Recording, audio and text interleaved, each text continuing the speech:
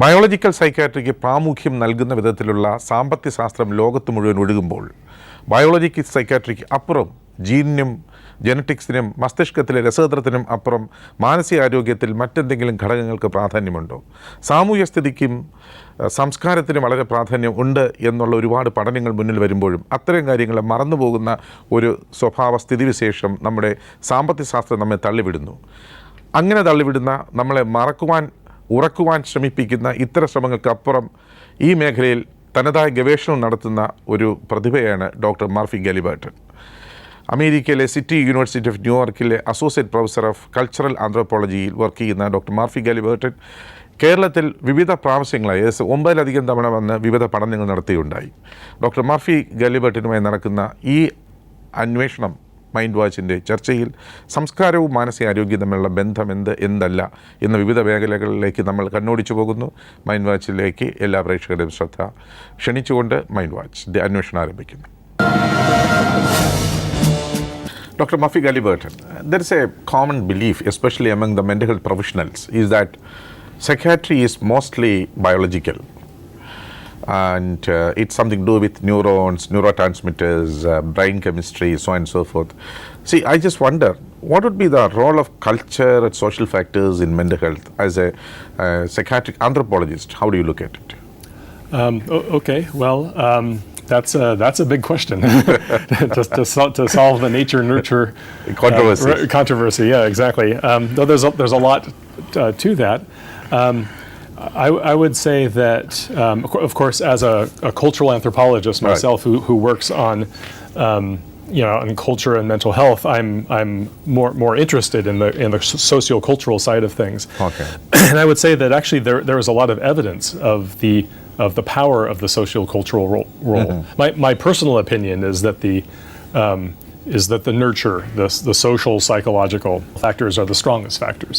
Okay. That can override whatever biological risk. And my belief is that's what the evidence is showing us today. Yeah. No, let me ask you a question. Suppose when you say that probably socio-cultural factors may have a much more significant role than biological factors in deciding and determining the mental health at large, then see, the biological psychiatrists do show lots of evidences, like about genes, like the twinning studies, and monozygotic, dizygotic twins, etc., and adoption studies, etc. Right. And we have such so-called evidences, so many, based on all those kinds of studies. What would be your comment on that? Well, there was evidence. There's also other evidence. There's the twin studies too. There's been critiques of those. They were only able to find like 2 twins raised apart, not knowing of each other, no influence by and so it's very difficult to conclude from that very much. There are also, well, I'll mention something about my own work perhaps that I'm doing now in Kerala, because it relates to this. Okay. I think the biggest evidence for the overriding of the biological factor, actually first one thing is but the biology is always implied. Okay. Even if you read the latest papers from the American Psychiatric Association, they stated in the working papers for the new edition of DSM, the Diagnostic and Statistical Manual, right, that there is no evidence of biological markers discovered. Yeah, the genetic factor is still believed to be there by indirect evidence, but nobody has come with. So you say it's only belief, quote unquote. Belief based on indirect evidence, based on giving a pill and a person feeling some improvement. There's a belief that it must be a biological factor. It's not empirical. Well, no one has identified a gene. Okay. There's a belief that it is genetic, but no one has come forth with a gene to say, here's the gene for schizophrenia. And that was declared by the American Psychiatric Association. They believe that they still will find this gene, but currently it's. So they're still in the search. They're still searching for this. So would you think that this kind of a search, which is being which is being embarked by American Psychiatric Association, like searching for a black cat in a dark room when there is actually it is not present? That's possible, exactly. And there are critics, and there like myself and others who believe that after a while, no evidence might be evidence of no phenomenon. You mean to say that absence of evidence is not evidence of absence? Exactly, yeah. I mean, and I understand. I mean, people, it's very difficult to prove things finally. I mean, those who are pursuing the biological answer, they have good reason to believe that it may still be there. And critics like us also have good reason to believe that after years of pursuit, I mean, starting in the 50s or even earlier, and still not finding this biological holy grail, that maybe that's not the answer. So I suppose this reminds me of the Vedic search. Nedi. This is not real. This is not real. This is not real. That's quite possible. Yeah, that's a good perspective. Yeah, very good perspective. Some sort of Vedic search. Exactly, Vedic search. But I think perhaps the best way to address this issue is not to say debate, which biological findings there are, but to say, okay, even if you think that biological finding is important, the cultural factors still, I would argue, are more powerful. And for example, my current research, I'm in India I'm affiliated with the Achyuta Menon Center, and I'm trying to do some research on recovery from schizophrenia. Okay, I'll come to that. But I'll just mention that this is based on, we'll come back to that. Okay, I'll come to that. Yeah. Before that, Murphy, I want to pose you one more question. For example, the indirect evidence of perhaps biology. Okay. Like, for example, twinning studies until you have made your comment. But apart from that, Prozac has become a kind of a magical pill in the US, perhaps in the last decade or so. Right. No, I heard and I read in newspapers that in almost all education institutions it was freely made available. It was distributed for those children who are either so down, depressed, or there's a bit hyperactive. As it's a magical pill, like Prozac, we all know it is fluoxetine. Right. It's an new generation antidepressant. Right. So with this antidepressant, what I had at that point of time is that people started responding well. So it has been accepted as a medical pill, which probably is an indirect evidence of biological psychiatry. Again, what do you think about that? Exactly. Well, I think that is the kind of indirect evidence that pushes people forward to pursue the pharmaceutical solution. But Prozac also had some, there were some bad stories around that too. What's the bad suicides associate, that people attributed to Prozac as well. But I have this. This really gives me a kind of dilemma because Prozac is supposed to be antidepressant, so naturally, suicidal rumination is supposed to be a symptom of depression. So, in case if it is working in that sense, a person should not be suicidal. But you are telling something against. Well, right. I mean, to me, it doesn't make sense that an antidepressant would cause suicide, but it has been attributed to being a factor in several suicides. Is that? I mean, the proponents. In several suicide, Prozac has been implicated. Yes, in the U.S.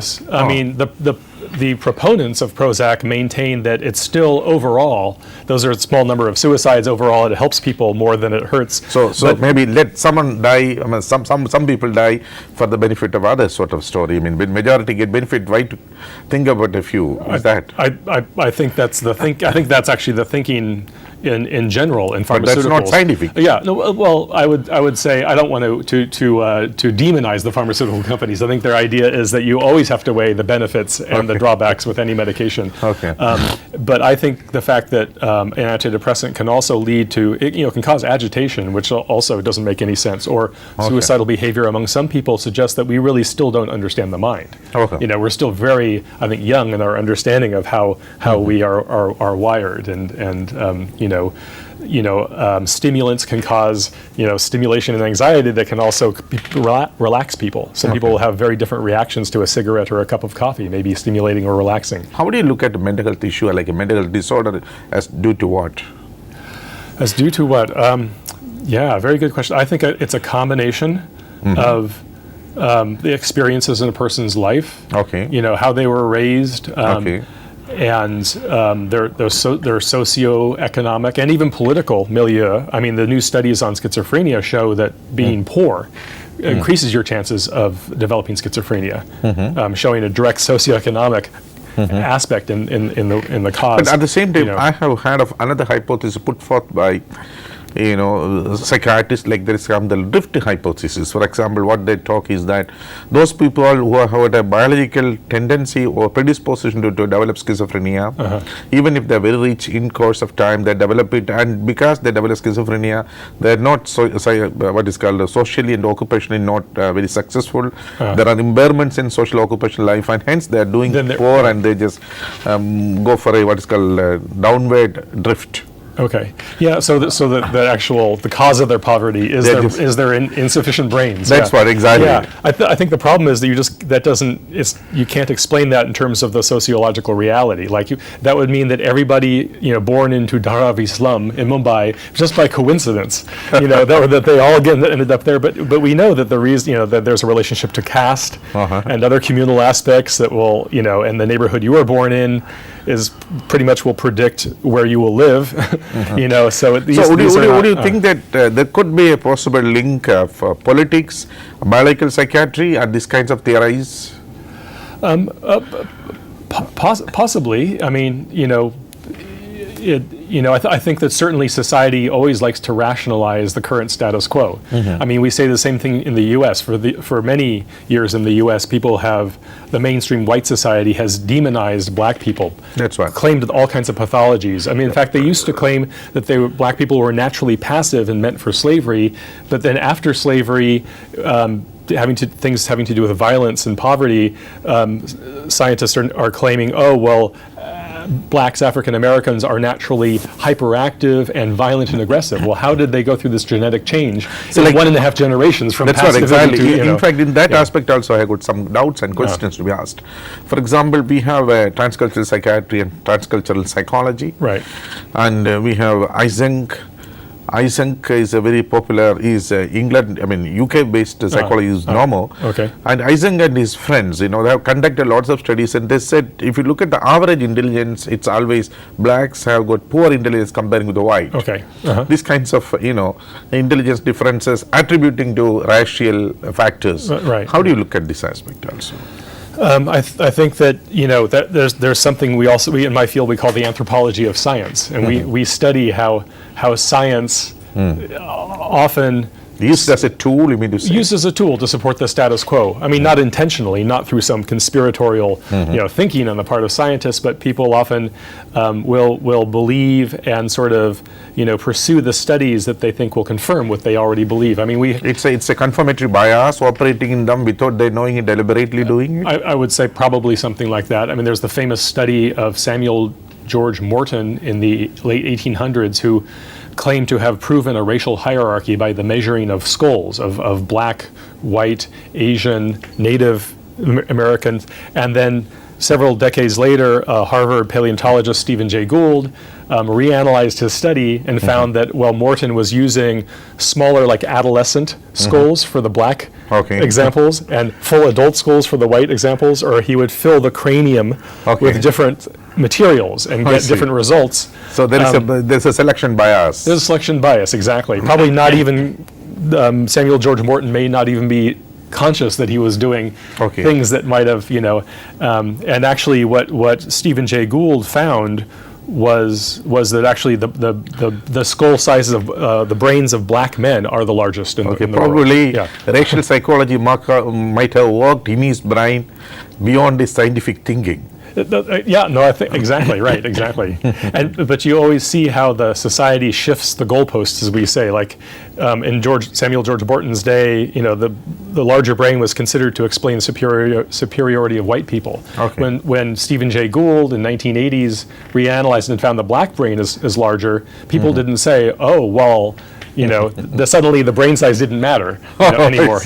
Or even during the Berlin Olympics, Hitler believed that the black runners, like from the U.S., could not beat the white runners because the white race was genetically superior. But then Jesse Owens from the U.S. won the gold medals, and then after that, what they did was they simply changed the rules. They said, natural physical ability is some sign of primitiveness, and what's really important for racial superiority is your intelligence. So as soon as one factor, supposed racial superiority was challenged by Jesse Owens, the definition of superiority changed. Exactly. And this happens throughout the world. In every society, there's a justification for the social hierarchy, and people come up with explanations about why some people are higher up and why some people are further down. Related to this one, in US, you often, as you're about to say, but we have just changed the topic slightly. Like when you look at blacks are supposed to be more sort of lethargic. One side of the spectrum, the other side of the spectrum, they're more aggressive and more criminal. Right. So probably the psychiatric terminologies have been used very much to stereotype blacks. Right. No, but how far these are all factual as far as anthropological cultural studies on psychiatry is concerned? You mean how factual are these claims? Yeah, about that's what exactly. black? Yeah. That's what. Well, I mean, they're not factual. I mean, all of the studies that claim to show some kind of innate inferiority in blacks, they're always they always eliminate the social context. There was a study a few years ago that claimed to show low intelligence among blacks based on school scores. That's right. And this study refused to take into account the quality of the school and the neighborhoods in which they're in. I mean, black Americans, they go to schools to the peripheral schools. Right, nor not even pushed to just the school that they're in their neighborhoods are terrible. And it's very difficult. The educational facility, whatever is provided, exactly overcrowded classrooms. Because of budget cuts, they've had to cut fundings for art and physical education and certain things, and the students aren't getting often even the books that they need, and then their intelligence is judged as something being innate and organic, when in fact, the school's facilities are very poor for them. So all of the studies that do claim to show this innate difference are usually forgetting. The most credible scientists have shown that there really isn't any significant differences between what we call races, and that genetic variation within a racial group is greater than the variation between groups. Oh, I see. What could be the possible relationship among mental health, poverty, and prosperity? In terms of economics. Like, for example, those people who are living in poor situations or in economic downtrodden conditions, probably they are having more mental health issues as a result of economic, what should I say, poor status, or the other way. How do you look at it? Probably the most specific answer that I could give is to refer to somebody. There's a professor, her name is Tanya Lerman. Okay. Professor of anthropology? She's also professor of anthropology, works on culture, mental health, and psychiatry in the U.S. mainly. Right. And she wrote a very good review article in a journal called the Wilson Quarterly this last fall. Okay. And she reviews the current evidence about the biological and cultural factors in shaping mental illness, and I think her review in that journal is very good. And she reviews some of the recent studies showing the association between poverty and mental illness. She also mentions an interesting study that took place in London, where they were trying to study race and diagnosis of psychopathology, but trying to eliminate the racism being a bias in the studies. And what this researcher found was among the Afro-Caribbeans, black people of Afro origin living in London, that the whiter the neighborhood around them got with gentrification, the more schizophrenia they saw. Like, in other words, perceiving yourself as different and at odds with the people around you made you at more risk for this illness. And I imagine, I don't know, I'm guessing, traumatic life events or the adversities. Trauma is a clear factor in schizophrenia. The onset, even if there's a biological factor, seems to correspond to a traumatic event in the person's life. It's not just a random time. It's often a parent has died or some horrible thing has happened. And I think if you live in poverty, you're more likely to encounter these events more frequently. I think that may be what's happening. So, what do you think about globalization and mental health? For example, do you think globalization has got, because probably we discussed the topic in the Lyon conference also, yes, globalization, mental health. Right. And let's revisit this particular question again. And what would be the impact of globalization, the globalized economical philosophy and its practices on global mental health? Yeah, that's a good question. You're referring to this conference that we went to in France. They convened 2 years ago. People from around the world, mental health specialists, to look at globalization and psychopathology. I think there are certain things like increased migration. The movement of people that can be disrupting and can be adverse to mental health. There's also the globalization of mental health regimes and mental health interventions. That's right. Which can be good, but can also be problematic. That relates to my current research in Kerala, where I think preserving a diversity of interventions actually might be the best way to go. So probably you won't think that globalization would give more positive factors to mental health, or probably it's more negative, or would you say it's a mixed signal, both black, both green and red as well? I think it's a mixed thing. Yeah, I think it's a mixed thing. I think that there are some clear negative dangers, like the displacement of people and increased migration due to often economic adversities. One of the reasons can be, I think you know that about the Gulf migrants from Kerala. That can be very stressful in the family, having to be separated, and I think globalization factors can lead to that. It can also lead to opportunity and escape from problems at home, I think, as well. So I think it has both potentialities. I don't want to make a prediction about the total effect of globalization. From this, in fact, I would like to come to you at the present study that you would like to do in Kerala. For example, we have an international pilot study of schizophrenia, and by and large, the study definitely have shown certain trends. For example, when you make a comparison between the schizophrenia outcome between in developed countries and developing countries, by and large, I think in developing countries the outcome is better, and even among the developing countries, India perhaps is the best. Yes, that's one side of the story. And critically, if you look at the other side of the story, if you're going by the standards of health delivery care system, whatever is available, treatment systems and protocols of treatment, I'm sure that developed country like US has got better practices to be delivered to the public, I mean those who are having the stakeholders mental health issues, than a developing country like India. If that is the situation, why is this paradox? Well, it is an intriguing paradox. I would say that to first of all answer the second question, I don't think the US has better health care facilities, and I'll explain why that is. But yeah, regarding the first issue, because if at all you look at any Indian books, which are prescribed for psychiatry or psychology, we always get books from the US. We don't have Indian books mostly. That's true, exactly, where the DSM is created. Exactly. DHM and comprehensive textbook of psychiatry, that's supposed to be looked at as a Bible of psychiatry in India. So for any practical purposes, in fact, there is a tendency for Indian students and professors to procure books from US and read and understand and to practice.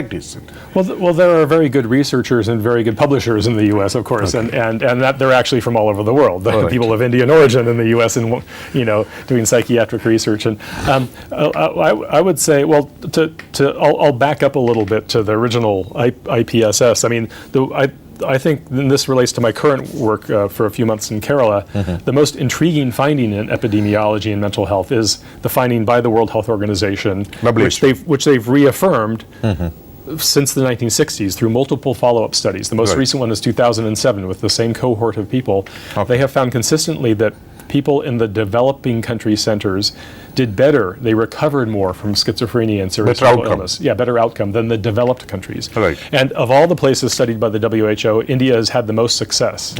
And so basically that means that India has the most success in the world at treating serious mental illness. And what I want to learn during my study here in Kerala is why is India doing so well? And so it's rather, I think often, as we mentioned earlier, the assumption is that the U.S. has some superior product that we must all adapt to and start to use, but I think India is doing something well and we need to learn from it. Other people have studied this issue, and there are many theories that the family is often suspected as a major aid.